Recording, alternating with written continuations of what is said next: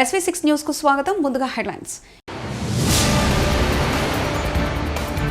15 మంది సభ్యులతో 18వ లోక్సభ ప్రజాపద్దుల కమిటీ.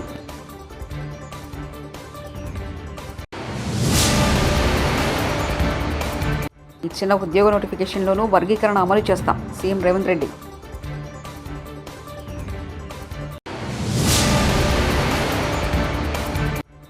శ్రీశైలం మల్లన్నను దర్శించుకున్న ముఖ్యమంత్రి చంద్రబాబు.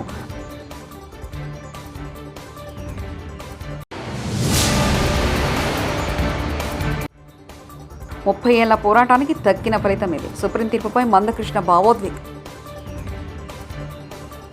లోక్సభ ప్రజాపద్దుల కమిటీ ఎన్నిక పూర్తయింది. 15 మంది సభ్యులతో 18 లోక్సభ ప్రజాపద్దుల కమిటీ ఏర్పడింది. లోక్సభలో ప్రతిపక్ష నేత చైర్మన్గా ప్రజాపద్దుల కమిటీ ఏర్పాటు జరిగింది. 15 మందిలో 3 తెలుగువారికి అవకాశం కల్పించారు. కొత్త లోక్సభ కొలువుదీరిన తర్వాత ఎన్నికల ద్వారా ప్రజాపద్దుల కమిటీని సభ్యులు ఎన్నుకున్నారు. కమిటీలో సభ్యత్వం కోసం 19 మంది లోక్సభ సభ్యులు పోటీ పడ్డారు. చివరి నిమిషంలో 4 సభ్యులు ఉపసంహరించుకోవడంతో ఎన్నిక ఏకగ్రీవమైంది. 2025 ఏప్రిల్ 30తో సభ్యుల కాల పరిమితి ముగినుంది. ఆ తర్వాత మరోసారి ఎన్నిక జరగనుంది. ఎస్సీ వర్గీకరణపై సుప్రీంకోర్టు తీర్పు నేపథ్యంలో శాసనసభలో సీఎం రేవంత్ రెడ్డి కీలక ప్రకటన చేశారు. ఇటీవల ఇచ్చిన ఉద్యోగ నోటిఫికేషన్లోనూ వర్గీకరణను అమలు చేసేందుకు చర్యలు చేపడతామని చెప్పారు. సుప్రీంకోర్టు మాదిగ ఉపకులాల వర్గీకరణకు అనుకూలమైన తీర్పిచ్చింది. సుప్రీం రాజ్యాంగ ధర్మాసనానికి కృతజ్ఞతలు తెలియజేస్తున్నాం. దేశంలోనే అందరికంటే ముందు భాగాన నిలబడి ఏబీసీడీ వర్గీకరణ చేసే బాధ్యతను తెలంగాణ ప్రభుత్వం తీసుకుంటుంది. ఇప్పుడు ఇచ్చిన ఉద్యోగ నోటిఫికేషన్లోనూ వర్గీకరణను అమలు చేస్తాం. దీనికి అవసరమైతే ఆర్డినెన్స్ తీసుకొస్తాం. మాదిగ ఉపకులాల వర్గీకరణకు సంపూర్ణంగా సహకరించాల్సిందిగా రాష్ట్ర ప్రభుత్వం తరఫున విజ్ఞప్తి చేస్తున్నానని సీఎం కోరారు. ఉమ్మడి రాష్ట్రంలో కానీ ప్రత్యేక తెలంగాణ రాష్ట్రంలో కానీ ఏబిసిడి వర్గీకరణ మీద మాదిగ ఉపకులాల యువకులు పోరాటాలు చేయడం జరిగింది. వారి పోరాటాల ఫలితం ఒకనాడు ఇదే శాసనసభలో మాదిగ ఉపకులాల వర్గీకరణ కోసం వాయిదా తీర్మానం ఇస్తే నాతో పాటు ఆనాటి శాసనసభ్యుడు సంపత్ కుమార్ను కూడా ఈ సభ నుంచి బహిష్కరించడం జరిగింది.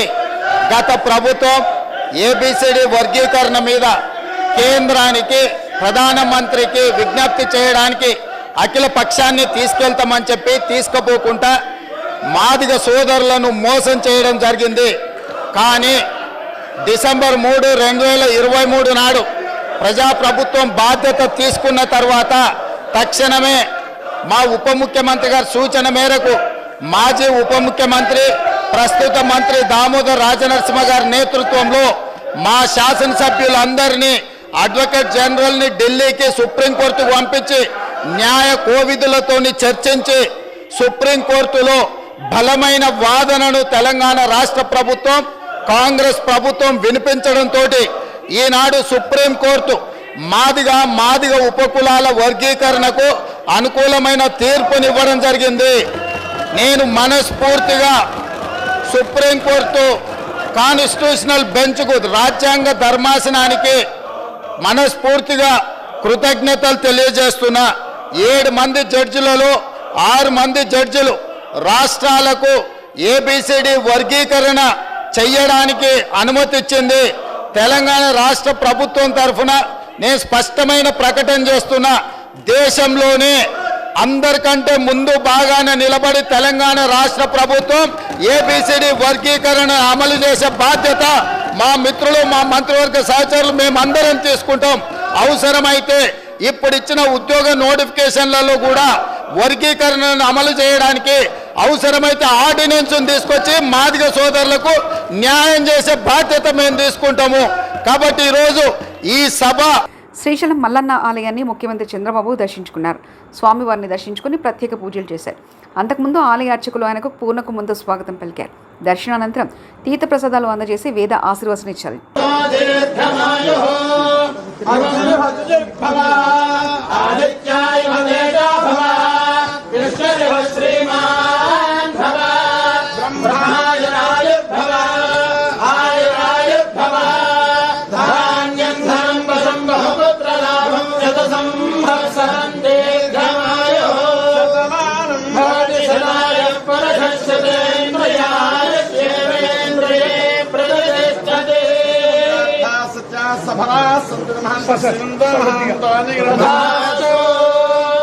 పార్వతీ భ్రమరాంబాసమేన మల్లికార్జుసాం ప్రసాదనాచంద్రాకం హంసాభివృద్ధిరస్తు అమరావతి నిర్మాణస్య శీఘ్రమేవ పరిపూర్ణ ఫలతాభివృద్ధిరస్తు सर्वदा दिग्विजयमस्तु पोलवरं प्राप्तु शीघ्रमेव पुनः सम्पूर्णता परिपूर्णता यजमानस्य अखण्ड दिग्विजय प्राप्तिरस्तु महन्तस्यन्तो महान्तो पारिश्रामिकाभिवृद्धिरस्तु महन्तस्यन्तो महान्तो राजद्वारे राजमुखे सर्वदा सर्वत्र दिग्विजय प्राप्तिरस्तु सत्यासन्तु यजमानस्य कामाः जय प्रसाद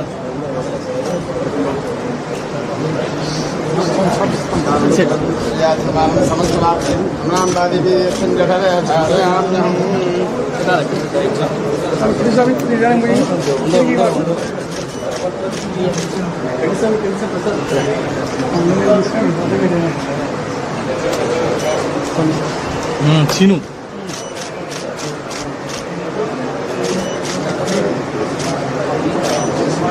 శ్రీశైలం ప్రాజెక్టు వద్ద కృష్ణముకు జలహారతి కార్యక్రమంలో పాల్గొన్న ముఖ్యమంత్రి చంద్రబాబు యస్యాం హిరణ్యం బిందేయం గామస్వం పురుజానః అశ్వపూర్వామృతమధ్యాం హస్తినాథ ప్రబోధినీ శ్రియం దేవీముపస్పదే శ్రీర్మా దేవీ జితాం సోస్మిలాం హిరణ్యప్రాకారమాత్రాంతరంతే నృత్తాం దర్పయంతే పద్మే స్థితాం పద్మవర్ణాం తామిలోపక్వయే శ్రియం చంద్రాం ప్రభాసాం యశదాజ్వలంతే శ్రియల్లోకే దేవదత్తామన హిరణ్యపాత్రం మదో దదాతే వదవ్యాసానేతి ఏకదా బ్రహ్మణోగారనే ఏకదైవైకమానాయుస్తే దోదదాతే హర నమః పార్వతీ పదయే హర హర హర మహాదేవ నమస్తే అస్తు భగవన్ విశ్వేశ్వరాయ మహాదేవాయ త్ర్యంబకాయ త్రిపురాంతకాయ త్రిగాగ్నికాలాయ కాలాగ్నిరుద్రాయ నీలకంఠాయ మృత్యుంజయాయ సర్వేశ్వరాయ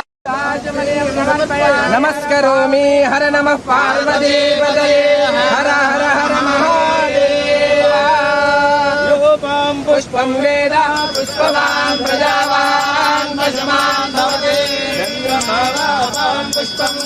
పుష్పవాన్ ప్రజావాన్ పశుమాన్ భవతి కర్పూర మంగళ నీరాజనం దర్శయామి నమస్కరోమి నమః పార్వతీ పదయే హర హర మహాదేవ పురుషాయ విద్మహే మహాదేవాయ ధీమహి తన్నో రుద్రః ప్రచోదయాత్ ఈశానః సర్వవిద్యానాం ఈశ్వరః సర్వభూతానాం బ్రహ్మాధిపతిర్బ్రహ్మణాధిపతిర్బ్రహ్మ శివో మే అస్తు సదా సరస్వతి నర్మదా సింధు కావేరీ జలేస్మిన్ సన్నిధిం కురు గంగా దేవతాయై నమో నమః కృష్ణాదేవి నదీ దేవతాయై నమో నమః పుష్పాణి సమర్పయామి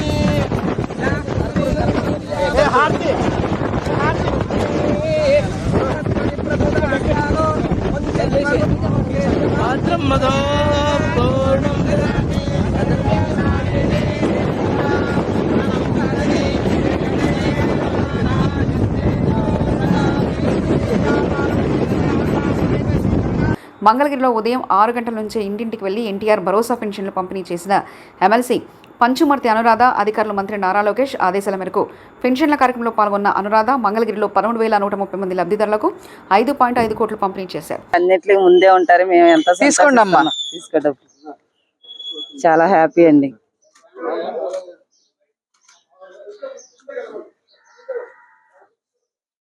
ఎస్సీ ఎస్టీ రిజర్వేషన్ల ఉపవర్గీకరణకు సంబంధించి సుప్రీంకోర్టు ఇచ్చిన తీర్పుపై ఎంఆర్పీఎస్ వ్యవస్థాపకుడు మందకృష్ణ మాదిగ హర్షం వ్యక్తం చేశారు. ఢిల్లీలో మందకృష్ణ మాదిగ మీడియాతో మాట్లాడారు. రాష్ట్రాలకు ఉపవర్గీకరణ అధికారం ఉందని సుప్రీం తీర్పిచ్చిందని చెప్పారు. వర్గీకరణ కోసం ఎంఆర్పీఎస్ 30 ఏళ్లుగా పోరాటం చేస్తుందని, ఎంతోమంది నేతల ప్రాణాలు కోల్పోయారన్నారు. జాతికి జరిగిన అన్యాయాన్ని సరిదిద్దేందుకు పోరాడమని వివరించారు. నిలబెట్టుకుంటూ వచ్చే వాళ్ళం కాదు, ముందుకు సాగించే వాళ్ళు కాదు. మేము 30 ఏళ్లుగా ఉద్యమం నిలబడి ముందుకు సాగిందంటే, అంతిమంగా ఒక విజయం సాధించిందంటే సమాజంలో ఉండబడే అన్ని వర్గాల పెద్దల, ప్రజాస్వామికవాదుల, మీడియా పెద్దలందరి సంపూర్ణ సహకారం వల్లనే ఈ విజయం సాధించాం. అందువల్ల వాళ్ళందరికీ మేము ప్రత్యేకంగా ధన్యవాదాలు చెప్తున్నాం. ఈ విజయంలో అంకితం ఇస్తున్నాం. ఈ విజయం వల్ల న్యాయం వైపే న్యాయ వ్యవస్థ నిలబడుతుంది అనడానికి అన్యాయం జరిగిన వర్గాల పక్షాన్ని బలంగా న్యాయ వ్యవస్థ నిలబడుతుంది అనడానికి పెద్దలు చీఫ్ జస్టిస్ గారి ఆధ్వర్యంలో ఇచ్చిన తీర్పు న్యాయాన్ని బతికించడం కోసం, పేద వర్గాలకి అండగా నిలబడడం కోసం ఇచ్చిన తీర్పుగా మేము భావిస్తున్నాం. ఎస్సీ వర్గీకరణకు అనుకూలంగా తీర్పును ప్రకటించిన న్యాయమూర్తులందరికీ ప్రత్యేకంగా ధన్యవాదాలు చెప్తున్నాం. అంతేకాకుండా ఈ ప్రక్రియ వేగవంతం కావడానికి చాలా మంది పెద్దల మద్దతు ఉన్నది. ఈ ప్రక్రియ ముందుకు నడిపించే ప్రయత్నంలో కేంద్ర ప్రభుత్వం సంబంధించిన గౌరవ ప్రధానమంత్రి గౌరవ నరేంద్ర మోడీ గారు కూడా చొరవ తీసుకున్నాడు. ఆయనకు మేము ప్రత్యేక ధన్యవాదాలు చెప్తున్నాం. అదే సమయంలో గతంలో ఈ ప్రక్రియను ముందుకు నడిపించే ప్రయత్నంలో పెద్దలు వెంకయ్య నాయుడు గారు చొరవ తీసుకున్నాడు. ఆయనకు మేము ధన్యవాదాలు చెప్తున్నాం. ఇప్పుడున్న పరిస్థితిలో కిషన్ రెడ్డి గారు దీన్ని భుజానేసుకొని ముందుకు నడిపించే ప్రయత్నం చేశాడు. ఆయనకు ధన్యవాదాలు చెప్తున్నాం. అదే సమయంలో రఘునందన్ రావు నుంచి మొదలుకుంటే, సంజయ్ గారి నుంచి మొదలుకుంటే, ఈటల రాజేంద్ర నుంచి మొదలుకుంటే ప్రతి ఒక్కరి పాత్ర, ప్రతి ఒక్కరి బాధ్యత కూడా ఈ విజయంలో ఉన్నది. వాళ్ళందరికీ నేను ధన్యవాదాలు కూడా తెలియజేస్తున్నాను. ఇవాళ షెడ్యూల్ కులాల వర్గీకరణ అనేది గతంలో చంద్రబాబు నాయుడు గారు ప్రభుత్వం చేసింది. ఆనాడు వర్గీకరణ చేసింది చంద్రబాబు నాయుడు గారే. ఇవాళ తీర్పు వచ్చే సమయానికి మళ్ళీ ముఖ్యమంత్రిగా ఆంధ్రప్రదేశ్లో చంద్రబాబు నాయుడు గారే ఉన్నారు.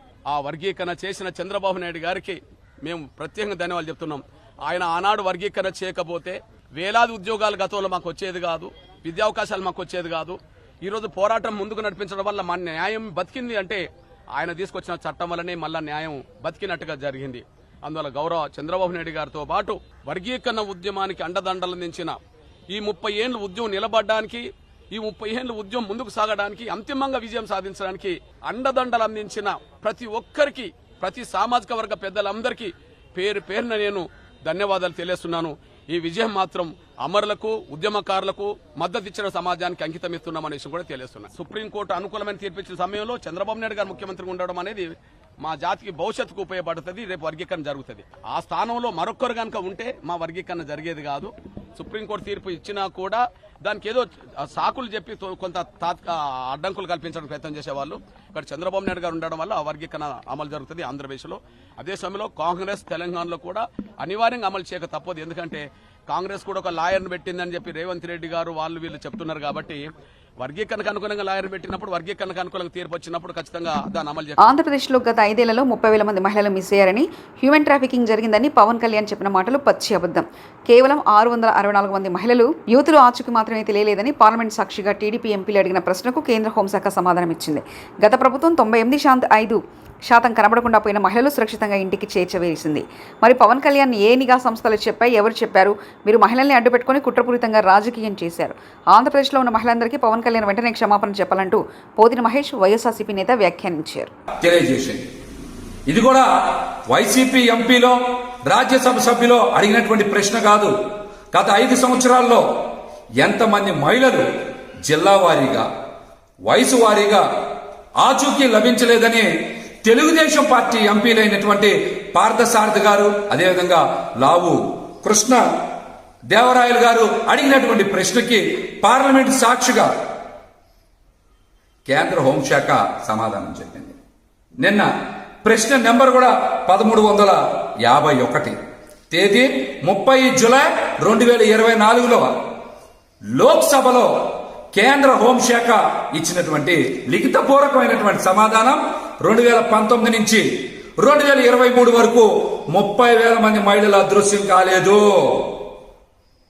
గత ప్రభుత్వం ప్రతి ఏడాది కూడా యువతలు ఆచూకీ లభ్యం కాకపోతే ఎంతో నిబద్ధతతో పనిచేసి 98.5% మహిళల్ని సురక్షితంగా వారి ఇంటికి చేరవేర్చారని లిఖితపూర్వకంగా తెలియజేశారు.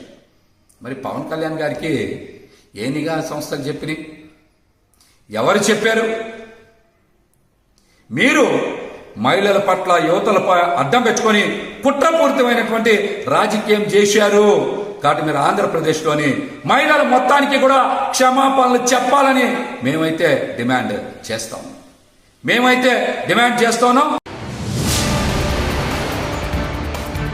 15 మంది సభ్యులతో 18వ లోక్సభ ప్రజాపద్దుల కమిటీ.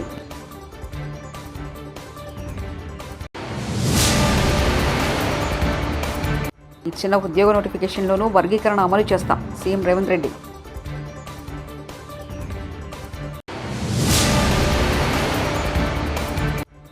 శ్రీశైలం మల్లన్నను దర్శించుకున్న ముఖ్యమంత్రి చంద్రబాబు.